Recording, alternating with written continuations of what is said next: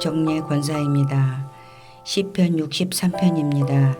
하나님이여 주는 나의 하나님이시라.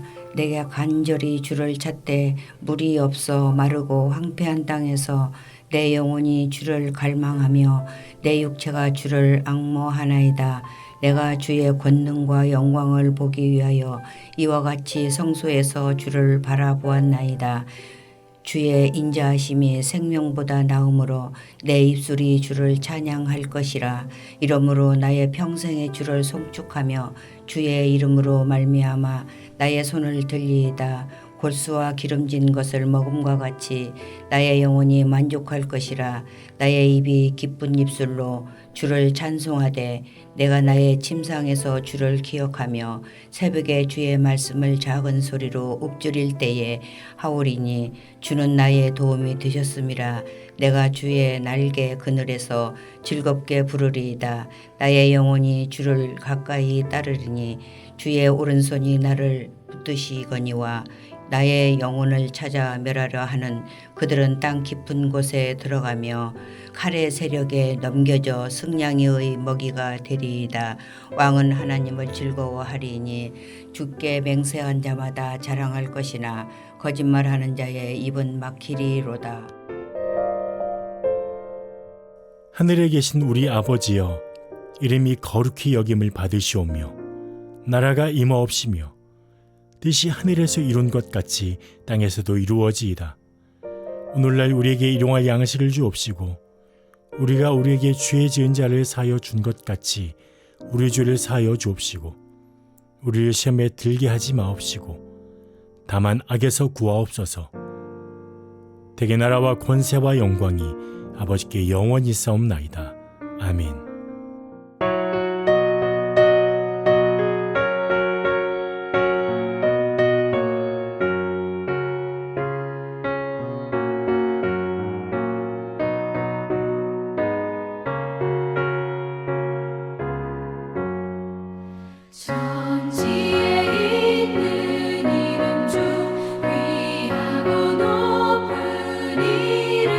주 나시기 전 지은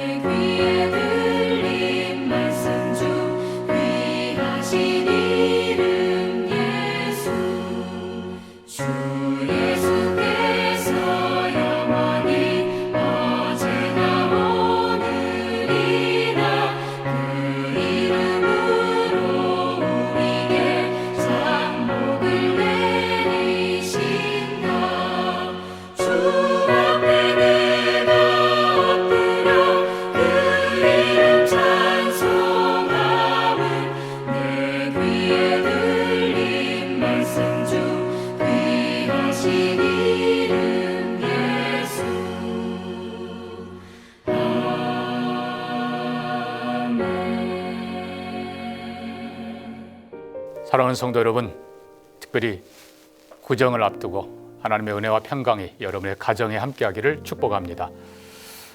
어제부터 우리는 마태복음 특별히 1장부터 다루고 있는데요. 오늘 본문은 1장 18절에서 25절 말씀입니다. 제가 봉독하겠습니다. 예수 그리스도의 나심은 이러하니라. 그의 어머니 마리아가 요셉과 약혼하고 동거하기 전에 성령으로 잉태된 것이 나타났더니 그의 남편 요셉은 의로운 사람이라. 그를 드러내지 아니하고 가만히 끊고자 하여 이 일을 생각할 때에 주의 사자가 현몽하여 이르되 다윗의 자손 요셉아 내 아내 마리아 데려오기를 무서워하지 말라. 그에게 잉태된 자는 성령으로 된 것이라. 아들을 낳으리니 이름을 예수로 하라. 이는 그가 자기 백성을 그들의 죄에서 구원할 자이심이라 하니라. 이 모든 일이 된 것은 주께서 선지자로 하신 말씀을 이루려 하심이니 이르시되 보라 처녀가 잉태하여 아들을 낳을 것이요 그의 이름은 임마누엘이라 하리라 하셨으니 이를 번역한즉 하나님이 우리와 함께 계시다 함이라. 아멘. 우리는 사복음서를 갖고 있습니다. 주로 마태복음은 마태가 유대인을 향해서 다윗의 후손 왕이신 예수 그리스도를 기록하고 있습니다. 마가복음은 이 행동하는 로마인들을 향해서 충성된 종 예수 그리스도를 마가가 기록하고 있습니다. 누가복음은 누가는 헬라 사람인데요. 헬라인들, 의를 추구하는 헬라인들에게 이 땅에 가장 의로운 한 분 예수 그리스도를 소개하고 있습니다. 그리고 요한복음은 하나님의 아들 예수 그리스도를 모든 사람들에게 전하는 것, 이것이 사복음서입니다. 특별히 예수님의 탄생 기록은 마태복음과 그리고 누가복음에 기록되어 있습니다. 마태복음에서는 요셉에게 강조가 가고 있고요. 누가복음의 기록은 마리아에게 강조되고 있습니다. 특별히 요셉은 의로운 사람이라, 또 누가복음은 마리아는 의로운 여인이라, 이렇게 가는 것입니다. 자, 먼저 우리는 하나님의 기가 막힌 타이밍을 봅니다. 예수 그리스도의 나심은 이러하니라. 18절에 마리아가 요셉과, 여기 보니까 약혼하고, 그런데 원래는 정혼이라고 표현해야 됩니다. 옛날처럼 정혼하고 동거하기 전에 성령으로 잉태된 것이 나타났다. 당시에 이 정혼은 법적인 효력을 가진 정식 결혼과 같습니다. 보통 남자는 18세 정도 되고 여자는 또 14, 15세가 되면 이제 혼인을 하게 되는데요. 이 정혼은 남녀 개인뿐만 아니라 가족 간의 합의가 됩니다. 그래서 보통 정혼 기간은 1년 정도로 잡습니다. 바로 이 1년 기간 동안에 두 사람은 결혼 그리고 새로운 가정을 준비하는 것입니다. 서로에 대해서 충분히 알아가는 기간이기도 되고요. 특별히 신랑은 앞으로 이제 가장으로서, 남편으로서 해야 될 일들을 준비합니다. 특별히 아내와 함께 또 아이들을 위해서 살아가야 될 집도 마련하고, 그러다 보면 사실 1년이 빨리 지나가는 것이죠. 신부도 마찬가지입니다. 부모와의 아름다운 이별을 준비하고요. 또 필요한 교육을 받고요. 앞으로 아내로서 혹은 어머니로서 해야 될 많은 준비들을 해갑니다. 사실 1년이란 기간은 필요한 것으로 봐야지요. 만약에 부정한 일이 발견된다 그러면은 이제는 파혼이 아니라 이혼 절차를 밟게 되고 굉장히 큰 책임을 지게 됩니다. 자, 성경은 마리아가 요셉과 정혼한 후에, 그러니까 이미 법적으로 부부가 됩니다. 그리고 그러나 동거하기 전에, 두 사람이 함께 살기 전에 마리아가 성령으로 잉태된 것이 나타났다, 드러났다라고 합니다. 그러니까 합법적으로는 이 아이가 요셉의 아들입니다. 그러면서 동거하기 전이기 때문에 성경이 표현한 대로 동정녀 마리아의 몸에서 태어난 순결한 사람으로 기록되는 것입니다. 그래서 말씀드린 대로 누가복음 1장의 마리아에 대한 기록을 보면 처녀가 잉태를 했지만 맨 앞부분에는 의로운 부부 사가랴와 엘리사벳이 등장합니다. 그들이 하나님의 특별한 은혜를 받고 아이가 없었지만 세례 요한을 잉태하게 되죠. 의로운 부부가 강조된 것이 누가복음이었습니다. 마찬가지로 이어서 순결하고 의로운 여인 마리아에게 하나님께서 잉태를 고지하고 예수 그리스도 그리고 성령으로 잉태된 것. 그러니까 결국 이 사가랴와 엘리사벳의 의로운 부부 동일선상에서 깨끗하고 의로운 여인 마리아가 기록되는 것입니다. 그리고 그 의로운 마리아가 아기 예수를 잉태하게 된다는 소식을 들었을 때 얼마나 충격적이겠습니까? 그렇지만은 주의 종이오니 주의 말씀대로 하옵소서 순종하는 모습이 기록됩니다. 자, 마찬가지로 마태복음 1장에도 요셉을 의로운 사람이라 기록하고 있습니다. 그래서 요셉은 그의 사랑하는 정혼한 여자 마리아가 잉태했다는 소식을 듣고 얼마나 충격을 받았겠습니까? 그러나 요셉은 의로운 사람이라 의로운 행동을 하는 걸 보여줍니다. 자, 아까 말씀드린 대로 하나님의 타이밍을 제가 말씀드렸습니다. 정혼한 후에, 약혼한 후에, 그리고 동거하기 전. 한편으로는 하나님의 요셉의 아들로 예수, 그러면서도 순결한 예수의 모습 뿐만 아니라 또 누가복음에 보면 가이사 아구스토가 천하를 통일하고 첫 번 호정령을 내릴 때 이렇게 되어 있습니다. 그러니까 모든 혼란을 완전히 정복하고 그리고 가이사 아구스투스가 천하의 왕으로 등극하고 호령할 바로 그때에 예수 그리스도가 태어나십니다.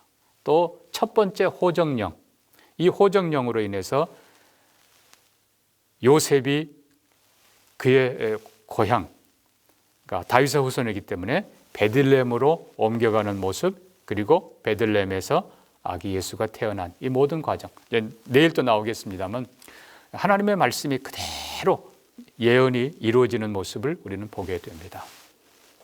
장소도 미가서 5장 2절에서 베들레헴 에브라다야 너는 유다 족속 중에 작을지라도 이스라엘을 다스릴 자가 내게서 나오리라. 하나님의 약속이 그대로 이루어지는 역사를 주관하시는 하나님의 손길을 봅니다. 자, 이제 또 의로운 요셉으로 돌아갑니다. 의로운 요셉은 만약에 그렇지 않다 그러면 정혼한 여인이 아이를 가졌다? 이거는 뭐 보통 일이 아니죠. 파혼을 넘어서 여기 드러낸다라는 표현은 폭로한다는 것입니다. 폭로하고 수치뿐만 아니라 어떤 손해를 끼쳐도 사실 이거는 요구해도 들어줘야 될 일이죠. 그러나 요셉은 20절 보니까 깊이 생각했다고 그랬습니다. 이 일을 생각할 때에 상당히 오랜 기간 고민하고 기도하고 생각한 것이죠. 어떻게 하면 폭로하지 않고 마리아에게 해를 끼치지 않으면서도 이거를 잘 지혜롭게 처리할 수 있을까? 그때에 하나님께서 주의 사자를 통해서 요셉의 꿈에 현몽하게 하시고 사실을 알려주십니다. 태어날 아기 성령으로 잉태된 메시아다. 그리고 아들을 낳으리니 이름을 예수라 하라 가르쳐 줍니다. 자, 감사한 것은 이 요셉은 의로운 사람이었기 때문에 하나님의 그 꿈에 하시는 그 지시를 믿었습니다. 감정적으로는 얼마나 어렵겠습니까마는 믿어줬습니다. 또 뿐만 아니라 마리아를 믿어준 것이죠.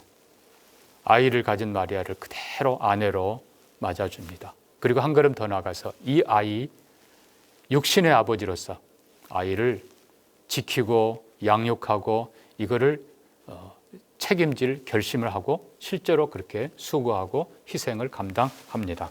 그래서 또 뒤에 보면 요셉은 마리아가 아이를 낳을 때까지 동침하지 않았다. 이 아이를 위해서 그리고 아내를 위해서 끝까지 지켜주는 아름다운 모습. 그래서 이걸 총체적으로 요셉을 의로운 사람 그렇게 부르는 것입니다. 자, 그렇지 않으면 하나님의 뜻을 이룰 수 없지요. 자, 마지막으로 아이의 이름 두 가지가 나옵니다. 하나는 예수라 하라, 또 하나는 임마누엘이라 하리라. 먼저 이사야 7장 14절 우리가 여기 잘 압니다마는 예언은 보라 처녀가 잉태하여 아들을 낳을 것이요 그의 이름은 임마누엘이라 하리라. 처녀, 말 그대로 the virgin입니다. 남자를 모르는 처녀가 잉태하여, 이게 하나님의 놀라운 뜻입니다. 동정녀 마리아에게서 나시고 예수 그리스도의 신성, 하나님의 아들이시지만 마리아를 통해 나셨기 때문에 육신을 가졌지만은 그러나 아버지의 피를 이어받지 않았기 때문에 육신의 아버지의 죄와 악한 본성에는 동참하지 않은 것입니다. 자, 이름이 두 가지라고 그랬습니다. 하나는 예수라 하라. 예수는 여호수아, 구원자란 뜻입니다. 이는 그가 자기 백성을 그들의 죄에서 구원할 자임이라. 그래서 예수는 죄에서 구원하는 완전한 구원자.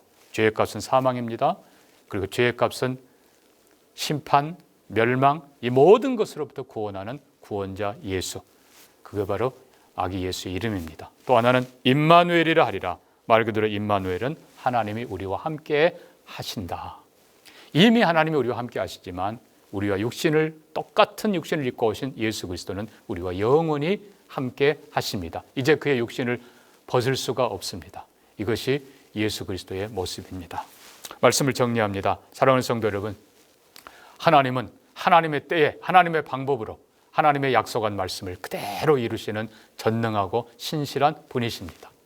우리는 그 하나님을 의지하고 때로는 내가 이해할 수 없어도 요셉처럼 그리고 마리아처럼 순종하고 믿고 그리고 받아주고 각오하고 희생을 감당하는 하나님의 뜻을 이뤄가는 마리아와 요셉 같은 우리가 되기를 원합니다. 결국은 예수가 누구인가? 우리의 구원자이시고 우리와 영원히 함께하는 하나님이시다. 임마누엘, 엘은 하나님입니다. 그분을 우리가 마리아가 모셨듯이 요셉이 모셨듯이 우리가 마음에 모시기를 주의 이름으로 축복합니다. 같이 기도합니다. 하나님 감사합니다. 하나님의 때에 하나님의 방법으로 하나님은 약속하신 것을 신실하게 이루시는 것을 믿습니다. 우리도 요셉처럼 때로는 이해가 안 돼도 생각하며 그리고 순종하며 희생하며 하나님의 뜻을 따르는 우리가 되게 해 주옵소서.